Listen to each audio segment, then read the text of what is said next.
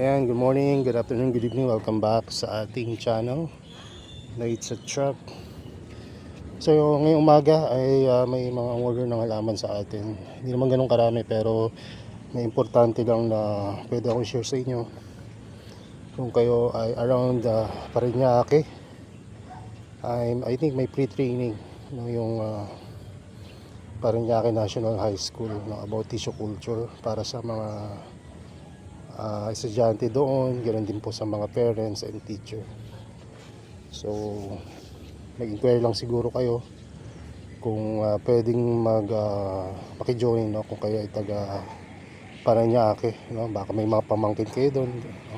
Pwede kayo maging guardian or parents no, or mga estudyante na gustong matuto ng tissue culture and about carnivorous plant na rin. So papadala natin ngayon yung ilang mga halaman doon para maging demo plant nila. So iniisip ko pa kung anong dadalhin. Pero syempre pinakamaganda yan bilang beginner ay yung mga functional traps na medyo upright at malalaki. So ayun ang mga gusto ng mga beginner. Yung medyo makulay, upright, syempre malalaki. So ang naiisip ko na ipadala sa kanila ay etong GJ Giant Form.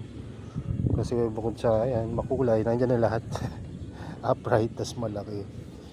At I think nag-uumpisa pa lang ito lumaki at lalaki pa to. At gusto ko rin silang padala ng ito, Red Piranha para makita nila na may ibang kulay rin yung carnivorous ang DFT. Tapos isang Nepenthes na iniisip ko pa ngayon ano ang papadala natin, pero ang pinaka madali na alagaan ay yung etong 3 or 4 dito, ay yung Bloody Mary or ayun nga, etong Bloody Mary, etong Gaia, at eto pang isa na dito yung Koreana. Yan yung mga pinakamadali. Pati yung wish, kaya lang gusto ko kasi makita nila medyo kumbaga malaki na. So baka ang ibigay ko o yung makulay na yung Gaia. Tapos etong Bloody Mary. Ayan. So ayan. So ayan lang muna siguro at pag-aayos muna ako dito. At may paparating rin pala tayong mga rare no, na ultra rare actually, mas rare pa dito sa mga dito, pero iba naman, parehas lang yung mga ibang pom-pom types. Tapos yung ibang bagong ano ngayon, werewolf X butterfly, at kung hindi nyo pa naririnig yung iba na yan. Tapos meron pang iba, hindi ko nga alam yung pangalan, ngayon wala narinig rin.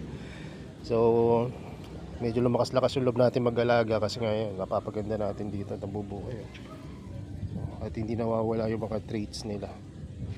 So yun, ayun lang muna ang gagawin natin ngayon. Magpapadala tayo ng mga halaman at hopefully makarating sa kanila ng maayos. Ipapak na lang natin ng maayos since Parañaque lang. Madali na lang yan kasi yung mga Mindanao pagka Mindanao, Visayas, mas maganda kung B-route no? Pero kung mga malalapit lang lalamove, ginagawa namin na hindi na namin bini-B-route para pagdating doon functional pa yung mga traps. Ibig sabihin nakabuka pa rin. Ayan.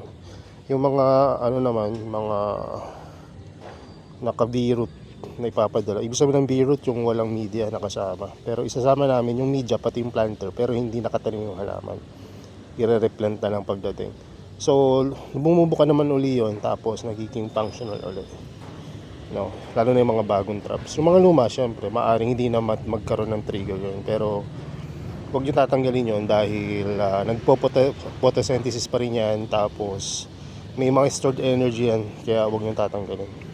So yung mga black pwede nyo tanggalin, pero dun lang sa black na area. Ayan. So yun lang muna, at medyo mag-aasikaso tayo ngayon at marami tayong gagawin. At marami pa akong mga ibang gustong ikwento pero sa ibang video na siguro. So yun lang muna, God bless and bye bye.